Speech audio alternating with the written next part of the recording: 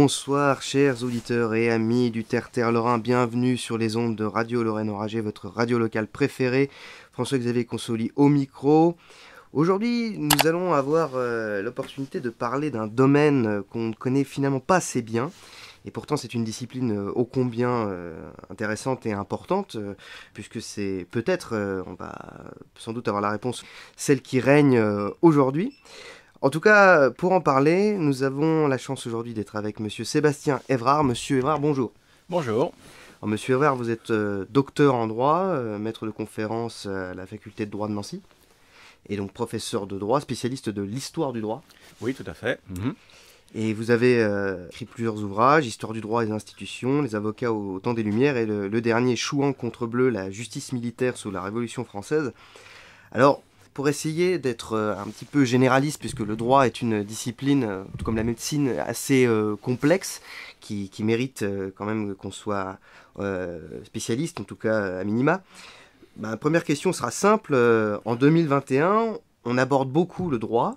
Est-ce qu'on peut dire qu'aujourd'hui, le droit a pris le pouvoir ? Alors le droit a certainement pris le pouvoir parce que de plus en plus la société est une société de conflit, une société de justice où chacun n'est jamais content de ce qu'il a, des droits en général qui sont peut-être mal observés, d'où l'idée de pouvoir, le cas échéant, recourir à la justice ou en tout cas effectivement à se dire j'ai le droit pour moi et puis de se dire mais finalement le droit c'est quoi ? Et puis effectivement d'où l'idée peut-être d'essayer de traduire en termes intelligibles le phénomène du droit qui est extrêmement compliqué en réalité. Compliqué dans le sens où le droit c'est une succession d'accords, une succession de traités, une succession de législation, un empilement. Puis en France on a ce talent pour le fameux millefeuille administratif. Est-ce qu'aujourd'hui le droit est devenu un domaine tellement compliqué qu'il effraie beaucoup de gens et dès lors où on aborde les questions de droit, tout de suite les gens non, on est perdu, on comprend pas, Union européenne, droit français, législation internationale, comment on peut s'y retrouver ? Alors c'est vrai que le droit est désormais effectivement extrêmement compliqué. Il y a par exemple le droit de l'espace qui vient d'être créé, qui s'ajoute déjà aux autres. Après vous avez effectivement plusieurs phénomènes de droit, phénomènes internes, phénomènes externes. Et puis la grande idée c'est qu'en réalité on remonte toujours à la même chose. Le droit c'est quoi ? C'est un commandement avec une autorité qui vous sanctionne si vous obéissez pas. Et puis finalement après on le met en quelque sorte en musique. Alors ce qui est effectivement facile pour l'étudiant c'est de pouvoir d'abord comprendre cette base. Et puis après effectivement ce sont les connaissances qui gravitent autour. Et la difficulté c'est les connaissances qui deviennent périmées très vite. Et ça c'est l'instabilité de la règle qui n'était pas du tout le droit français. C'est des années 60 où on connaît ce phénomène. Et pendant très longtemps, on est arrivé au mode portaliste dans le code civil. Le discours préliminaire, législateur ne légiférait qu'en tremblant. Donc cette phrase, elle est superbe. En fait, elle est prise aux Anglais, qui sont extrêmement prudents à l'égard de l'instabilité législative. Mais en France, effectivement, dès qu'il y a un problème, on légifère, on réglemente, ce qui est absurde. Parce que c'est absolument pas certainement la voie la plus adaptée pour résoudre des solutions. Mais après tout, comme ça, on a fait une loi, on a fait un décret, on a fait un arrêté, on est content. Alors justement, pour essayer de comprendre, on va faire un peu d'histoire du droit. Ça tombe bien, c'est votre spécialité. Vous, en tant qu'historien, vous avez étudié toutes ces questions. On explique très souvent que la Révolution française, on va démarrer de la France, la Révolution française 1789 et tout ce qui va suivre implique une coupure, une scission, une sécession même on pourrait dire, avec l'ancien droit, on va dire le droit médiéval, pour une forme de retour au droit romain. Est-ce que c'est le cas ? Est-ce qu'il y a eu un bouleversement et une nouvelle perception du droit, une nouvelle façon de faire le droit à partir de la Révolution française qui fera des petits par la suite ?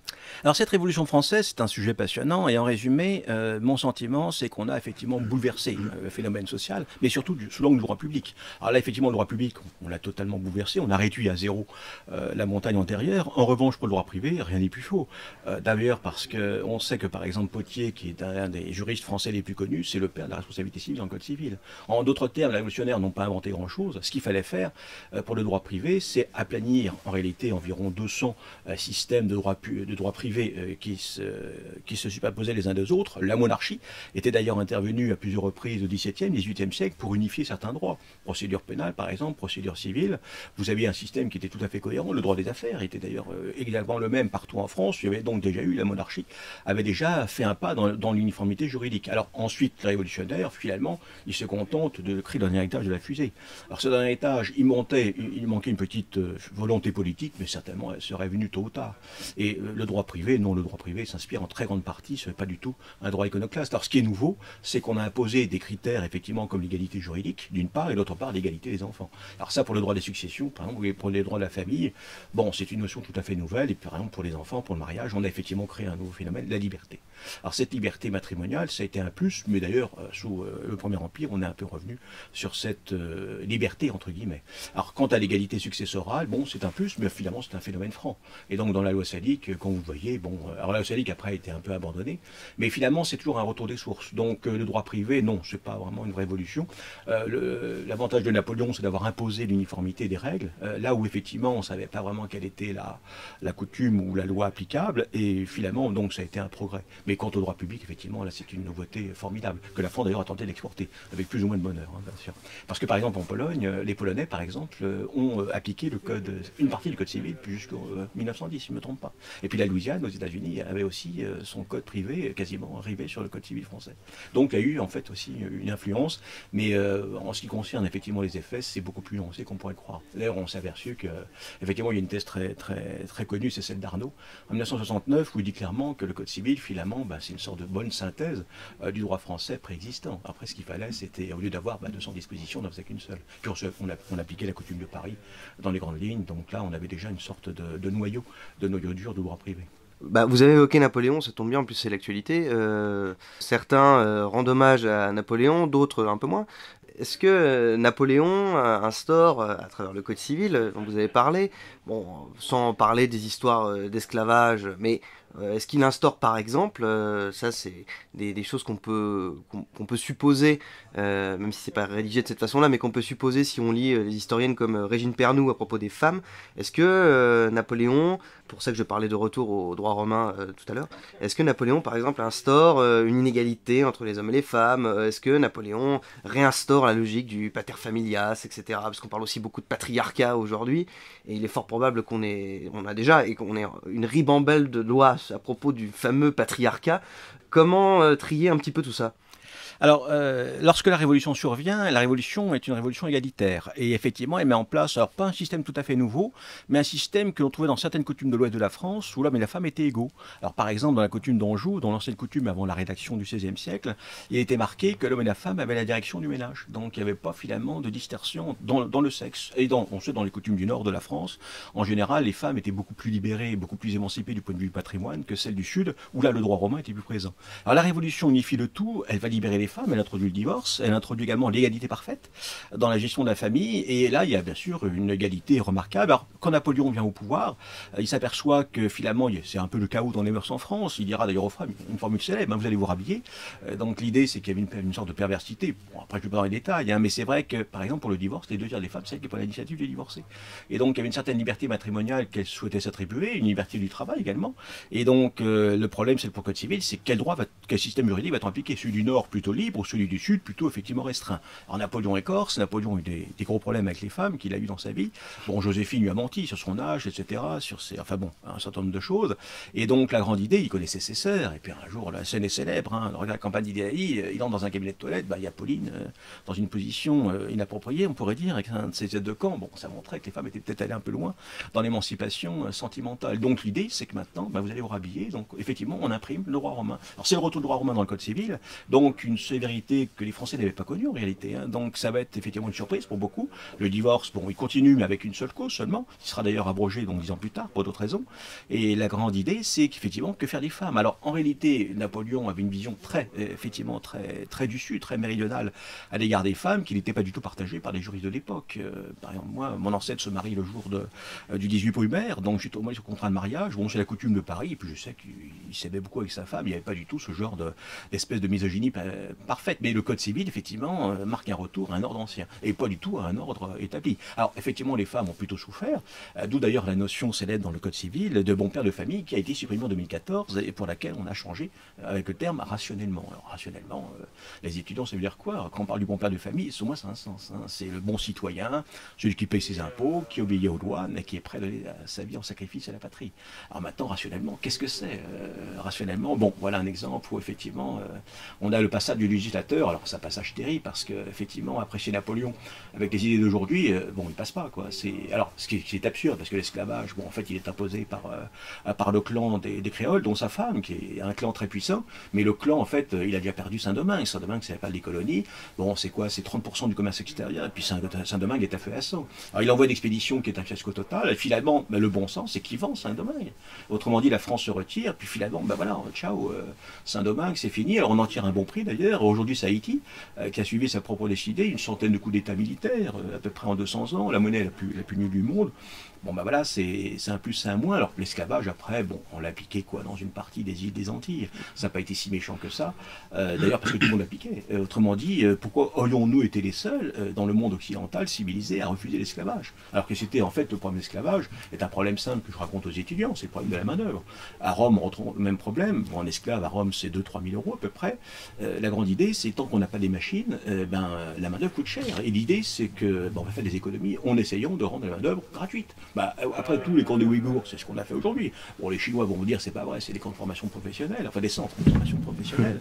Les Chinois sont très habiles, on a compris comment ça se passe. Donc aujourd'hui, bon, ça fait un peu rigoler, quoi. Alors, effectivement, Napoléon, il a eu un impact, je crois, extrêmement important.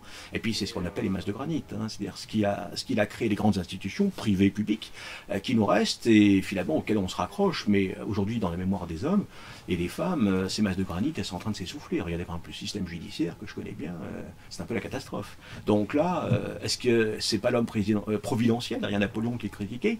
Et c'est toujours la grande idée en France, quand les choses vont mal, est-ce qu'on peut pas un jour penser à un homme, une femme, qui pourrait sauver? Il y a eu Colbert, il y a eu Louis XIV, il y a eu Henri IV, enfin, des grands personnages qui, lorsque la France est un peu à feu à sang, ont ramené un peu d'ordre. Et Napoléon, enfin sous la forme de Bonaparte, a ramené effectivement l'ordre, et la France en avait bien besoin. Hein, elle était au bord du chaos, n'oublions pas, lorsqu'il est venu au pouvoir, il restait à peu près 500 000 euros dans les caisses de l'État. Enfin, c'est absurde. Et par exemple, comme mon ancêtre se marie, il annonce dans son contrat de mariage que l'État lui doit 1 an d'arrière-traitement. Donc ça montre que, alors il était en plus, c'était un haut fonctionnaire du ministère de la Justice, ça montre que partout, pour les gens, est extrêmement mécontents de la situation. Donc Napoléon a été l'homme des circonstances, il a été extrêmement rationnel. Bon, la faute de trop, c'était la campagne de Russie. Là, ça a été effectivement la faute de trop, mais certainement, s'il n'avait pas commis cette erreur, on serait aujourd'hui toujours avec certainement les Napoléonides. Alors, puisque vous parlez d'homme providentiel, ça tombe bien, vous me fournissez ma transition. Avançons dans le temps. Vous avez évoqué aussi tout à l'heure les années 60. En 58, bon, ce n'est plus il a la stature d'homme providentiel, mais ce n'est plus tout à fait un homme providentiel. Mais en 58, De Gaulle instaure une république forte, une république pour les hommes, entre guillemets, en tout cas avec un personnage fort qui est le président, et la sacro-sainte constitution de la Ve République. Aujourd'hui encore, cette constitution est comme vous l'avez dit, le marbre, c'est ce à quoi c'est le texte de référence. Peut-être que d'ailleurs, on en parlera de ça, mais peut-être qu'aujourd'hui, il est dépassé par d'autres textes. Est-ce que, si on revient à ce qu'on appelle la Ve République, beaucoup de gens aujourd'hui veulent passer à une 6e. On ne sait pas d'ailleurs à quoi elle ressemblerait, peut-être à la 4e. Bon. Est-ce que il serait bon de lâcher un peu du lest, d'arrêter avec le système présidentialiste où le pouvoir exécutif est très fort et il faudrait laisser plus de marge au pouvoir législatif et aux assemblées pour qu'il y ait une meilleure démocratie? Alors, effectivement, quand on voit dans le temps le pouvoir constitutionnel, l'évolution des régimes, de plus en plus, je pense qu'on va vers une 3e république, pas une 4e, une 3e. C'est-à-dire un chef de l'État qui risque d'être totalement effacé, avec un parlement fou. Hein, c'était ça aussi, la 3e république, c'était un parlementarisme exacerbé, où finalement les deux chambres avaient un mécanisme législatif égalitaire. Hein, il fallait absolument l'approbation des deux chambres. Hein, c'est ça qu'on oublie. Aujourd'hui, bon, on peut se passer l'accord du Sénat. En 2e lecture, c'est le Parlement, enfin c'est l'Assemblée nationale qui l'impose. Mais auparavant c'était ingérable. Alors après il y avait aussi un autre phénomène, c'est que c'était connu, le système était faible mais les hommes étaient forts. Et je pense qu'aujourd'hui c'est exactement l'inverse, les hommes sont faibles mais le système est fort. Et c'est vrai que quand vous parlez du législateur, bon c'est pas lui en réalité, hein, c'est les cabinets ministériels qui rédigent les projets de loi et ce sont eux en fait qui tiennent la main. Quand on voit le Parlement aujourd'hui, les propositions de loi, bon ça reste un peu évanescent. Alors le grand problème c'est aussi un manque de culture politique. Le deuxième problème qui a émergé depuis 2017, c'est la mort des partis annoncés. Certainement on a une refondation au niveau des grands partis, et aujourd'hui encore, par exemple, qui pourra dire les Républicains, qu'est-ce que ça vaut aujourd'hui? Enfin, sérieusement, quand vous voyez que la moitié l'oriente vers Macron, l'autre moitié à peu près vers autre chose, voilà un exemple d'un parti qui va devoir certainement connaître des demandes difficiles. Alors, effectivement, vers quoi on va? Ça, c'est la grande question. Mais pour l'instant, il y a une chose claire, c'est qu'on a un pouvoir de plus en plus hyper présidentialisé, et puis le Parlement, c'est un Parlement potiche. Là, on a des parlementaires qui, enfin, en ce qui concerne la Chambre basse, sont pour des gens parfois étonnants. C'est moins qu'on puisse dire. Hein. Je connais les députés. Pour rappel, la Chambre basse et la Chambre haute? Alors effectivement, c'est l'Assemblée nationale pour la Chambre basse et le Sénat pour la Chambre haute. Mon maire est pour l'instant député. Bon, c'est un personnage assez intéressant. Je ne vais pas dans les détails, mais voilà un exemple d'une personnalité un peu ambivalente. Alors, vers où on va, ça c'est ça qui est en science politique passionnante, c'est qu'on ne peut pas prévoir l'avenir. On peut prévoir des scénarios, on peut prévoir effectivement un plan A, un plan B, et puis après, ça serait une réinvention. Alors c'est la raison pour laquelle 2017, ça a été une volonté de réinventer le politique. Bon, pour moi, c'était un peu exagéré. C'était surtout extrêmement ambitieux, peut-être un peu une façon un peu matamoresque de dire je suis le meilleur. Bon voilà, on a vu un peu à l'œuvre comment ça se passait. Puisqu'aujourd'hui on essaie de réinventer le politique et de réinventer la politique, est-ce que on a un tout petit peu évoqué, mais il faut en parler. On dit beaucoup que 80% des lois appliquées en France ne sont pas décidées en France. Elles sont décidées directement à l'Union européenne, en tout cas dans cette grande machine. Est-ce que c'est vrai? Alors, 70%, oui, sont d'origine extra-française. Alors, elles ne sont pas toutes d'origine, en fait, de l'européenne, parce qu'on est fait dans un double ensemble externe, d'une fois là par l'Union européenne et d'autre part un ensemble international. Et donc, il y a effectivement des normes d'origine internationale, de l'ONU, par exemple, ce sont des conventions, des Nations Unies, par exemple, sur les droits de l'enfant, et elles aussi, elles ont leur rôle, et c'est la raison pour laquelle on a voulu dans les années notamment 2000, on a eu un transfert de souveraineté, on a voulu, alors ça c'est dans la loi de 50, c'est dans la Constitution de 58, hein, où il est prévu dans l'article 52 que les lois et les traités étrangers sont applicables en France et sont supérieurs aux droits internes dès leur approbation. Alors là, le danger, c'est effectivement d'accepter un ordre externe qui s'impose aux lois françaises. Et c'est vrai qu'aujourd'hui, on arrive à peu près 67%, 70%, qu'on voit notamment les conventions fiscales étrangères, qu'on voit les grandes conventions internationales, la Convention sur le climat, par exemple, c'est un autre exemple.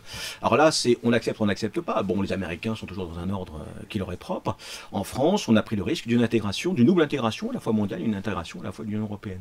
Alors le problème, c'est que certains, me semble-t-il, s'en sortent mieux que d'autres, et moi c'est ce qu'on me dit, hein. Je croise parfois des fonctionnaires européens qui me disent c'est bizarre, on trouve souvent que vous êtes extrêmement mal défendu lorsqu'on négocie par exemple des directives européennes. Et on me répète souvent, la France, on la voit pas, on voit pas ce qu'elle veut, et on a l'impression que vos intérêts nationaux sont peut-être pas assez préservés. Donc là, il y a peut-être un double phénomène, effectivement, et bon, alors ce qui est peut-être aujourd'hui triste, c'est de voir effectivement que le Parlement a un rôle relativement secondaire. Alors il a un rôle encore très important en matière fiscale, ça c'est sûr, en matière budgétaire, en matière de droits sociaux, et puis c'est peut-être à lui aussi de prendre à cœur ces missions, sans toujours se reposer sur les ministres en exercice. Quand vous dites 70% des lois sont extra-françaises, est-ce que ça signifie, aujourd'hui, puisque faire le droit c'est aussi une marque de souveraineté, est-ce que ça signifie que la France n'est plus souveraine, en tout cas sur son droit? Alors, vis-à-vis de la loi en tant que norme, au sens strict, la réponse est oui. En revanche, la Constitution reste encore la norme suprême en France. Il est inscrit dans les gènes, et d'ailleurs dans l'édition de Conseil constitutionnel, que le peuple français reste souverain. Bon, après, est-ce que c'est pas une clause de genre? Est-ce que c'est pas des mots qui sont un peu vides de sens? Quand on voit effectivement les transferts énormes en matière monétaire, dans nos domaines, mais en matière de droit, c'est tout à fait clair. Effectivement, et aujourd'hui, quand on légifère, bon, j'ai un exemple, notamment pour le monde du livre que je connais bien, on a tenté en France de construire un système assez intéressant sur le droit d'auteur. Le système a été retoqué parce qu'il était contre une directive européenne. Et donc, aujourd'hui, on a un système absurde où le décret d'application a été abrogé, mais pas la loi. Et donc, la loi, en fait, c'est une sorte de canard qui marche, mais sans les pattes. Enfin, c'est absurde, quoi. On a un système où, finalement, le Parlement doit faire extrêmement attention, effectivement, à ce que ces lois s'inscrivent dans un cadre supérieur. Donc, ça, c'est depuis déjà une vingtaine d'années, hein. C'est pas nouveau. Hein. Et la Constitution de 58 le portait déjà dans ses germes. Au niveau des domaines, quels sont les domaines aujourd'hui qui sont le plus soumis à des lois extra-européennes? La santé, par exemple, vous parliez de la création d'un droit de l'espace. On imagine que le droit de l'espace, la France, même si en termes de spatial, la France peut s'imposer, mais il n'empêche qu'on reste petit, entre guillemets, comparé aux Américains. Mais est-ce que la santé en France, je sais pas, le droit intellectuel, le droit de propriété intellectuelle, aujourd'hui, sont des domaines qui échappent totalement aux législateurs? français. Alors, la propriété intellectuelle, c'est un exemple où il y a des directives, une foule de directives qui ont effectivement imposé l'unification de règles. Alors c'est plutôt une bonne chose parce qu'on avait auparavant une disparité. On avait à peu près 28 droits différents, donc ça n'allait pas. Alors cette unification, on l'a déjà depuis à peu près une trentaine d'années. On a également le droit de la famille, mais sous un autre sort. C'est le droit de la Convention européenne des droits de l'homme. Et là, c'est pour ça que je parle d'un double mouvement. Il n'y a pas seulement l'Union européenne, il y a aussi ce droit mondial, ou en tout cas ce droit des droits de l'homme. Effectivement, comme le droit de la famille, ou par exemple pour les droits de la presse, ou la liberté d'expression, a un rôle assez important. Alors c'est d'ailleurs cette Cour européenne des droits de l'homme qui a dit que la législation sur le voile était en France parfaitement conforme. Donc là, par exemple, on a un exemple à contrario où la loi française peut être à peu près audacieuse, parce que ces juristes s'interrogeaient à l'époque, est-ce que finalement c'est pas faire ni de la liberté religieuse? Non, pas du tout. Donc là, voilà un exemple où il faut faire en tout cas attention, et il faut avoir, ça c'est le problème pour les étudiants, d'avoir si possible une double culture, de savoir un peu quels sont le monde des conventions internationales, le monde des directives. Alors c'est un monde extrêmement compliqué, mais on a aujourd'hui des réseaux, notamment d'édition numérique, où finalement on a déjà des juristes qui font le travail, donc vous avez déjà, grâce à ce travail de médiatisation des supports et l'information, enfin l'accès à l'information, c'est une clé. Alors cette information, on y travaille beaucoup, nous par exemple, et pour les étudiants, il y a une inscription gratuite, ils ont un droit de bibliothèque de 15 €, ça leur permet d'aller en bibliothèque, ça leur permet d'avoir accès à l'édition numérique juridique, on y aura accès, et quand vous êtes avocat par exemple, c'est 2 000 € par an. Donc leur dit, servez-vous vendre, parce que c'est extraordinaire, à mon époque ça n'existait pas, et là vous avez un espace de débat qui est extrêmement intéressant, souvent c'est très bien fait, et voilà la clé. Mais après effectivement, il faut que leur formation juridique puisse clairement leur dire, on a encore une certaine liberté en matière de droit, mais pas totale. Effectivement, il faut faire attention à la censure éventuelle, ou du juge constitutionnel, ou du juge de la CJE. Et par exemple, pour la loi française qui avait créé un système, notamment sur les droits d'auteur, elle a été retoquée par la CJE. Donc voilà un exemple où c'est pas la Cour des droits de l'homme de Strasbourg, c'est la Cour de Luxembourg qui aussi a son mot à dire. Et donc là, c'est parti. Alors, qui aurait pu prévoir ça? En fait, on relit des textes constitutionnels, on relit des textes européens, et puis là, a priori, il faut faire un tri. L'esprit critique doit vous dire, est-ce que ça colle ou ça colle pas? Vous avez donné un bon exemple, là, je voudrais juste qu'on parle de ça. À propos de la loi sur le voile, vous nous expliquez donc, grosso modo, l'Union européenne a retoqué la France en disant « vous n'avez pas le droit de faire comme vous avez envie de faire ». En résumé, vous me corrigerez, est-ce que, pour ce type d'exemple, ceci explique que beaucoup de gens, de plus en plus, en dernière instance, vont vers des instances européennes, en tout cas extra-françaises, pour pouvoir avoir raison. Alors, la Cour de Strasbourg a dit oui à la législation française sur les lois. Elle n'a pas dit non, bien au contraire. Autrement dit, elle a rejeté les recours de ceux et de celles qui voulaient qu'on censure la loi sur l'autel de la liberté religieuse. Et donc, la Cour a dit parfaitement, vous avez parfaitement le droit de le faire. Ça, c'est la police des cultes, en réalité. Donc, elle n'est pas nouvelle, c'est police des cultes, elle a toujours existé. En France, c'est ce qu'on appelle le gallicanisme, ça date de Louis XIV. Comme loi de l'État, 1682, c'est la déclaration des 4 articles. Donc, en fait, on s'inscrit dans cette idée. Le grand problème, c'est d'abord, il y a un flottement en France. Et le flottement, notamment à l'égard de des relations entre le politique et le religieux, on le voit déjà depuis quelques années. Ça les met mal à l'aise. Et on demande souvent aux juges de dire le droit à la place, en fait, du législateur. La loi sur le voile, elle date de 89. Et encore, c'est une loi extrêmement prudente. Alors, effectivement, le grand problème, c'est que les gens disent toujours, si ça marche pas, j'irai à Strasbourg. Alors, c'est l'idée, effectivement, que le droit des droits de l'homme est un dernier recours. Alors rien peut-être n'est moins vrai, donc d'abord parce que cette recours est parfois beaucoup plus prudente qu'on le croit, et puis d'autre part, elle s'intéresse beaucoup plus à la procédure pénale, me semble-t-il, et aux sources des journalistes qu'à autre chose. Et donc là, c'est plutôt la liberté d'expression qui est en cause, plutôt que, me semble-t-il, la liberté religieuse, même si il faut quand même faire attention. Mais en général, moi je me rappelle, j'avais rencontré Jean-Paul Costa, le président de la Cour des droits de l'homme à un moment, et puis il était très clair, la France a encore un rôle parfaitement, pas d'indépendance, mais où elle a effectivement son rôle à dire en matière de normes, et elle peut gérer ses propres affaires, sans toujours se dire, qu'est-ce que Strasbourg va penser de ce qu'on fait. Sinon, effectivement, c'est ingérable, parce que dans ce cas, le politique, il faut qu'il démissionne. S'il n'a plus, effectivement, de souveraineté normative, il faudra inventer autre chose. Puisque nous sommes attachés sur nos ondes à l'idée de liberté d'expression, je vais être très clair. Est-ce que la liberté d'expression existe encore en France? Alors, ce sujet, chez les juristes, est débattu depuis très longtemps. J'ai une de mes collègues qui est décédée, qui l'avait évoqué en faculté des lettres. Et donc, le sujet, cette thématique, c'était celle-là. La liberté d'expression existe-t-elle encore en 2015? Et elle avait été assaillie. Alors, c'était plutôt quelqu'un qui était extrêmement modéré du point de vue de ses opinions politiques, plutôt d'ailleurs sensibilité plutôt à gauche, je dirais. Et elle m'avait dit qu'elle avait subi des attaques personnelles, mais après, qu'il y avait quand même un dialogue.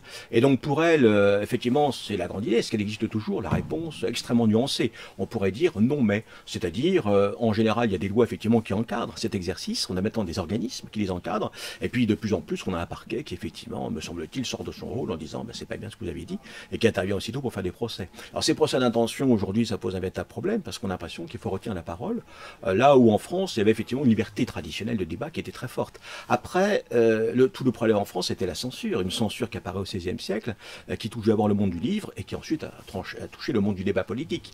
Alors en France, pourquoi cette censure? D'abord parce qu'il y a une guerre civile, c'est la guerre entre protestants et catholiques, où le monde du livre a eu un rôle extrêmement important, donc chacun de ces courants confessionnels souhaitait en réalité tirer la couverture à lui, et donc les journaux, les livres ont été souvent des appels au crime. Alors c'est la raison pour laquelle cette censure ensuite a été très importante.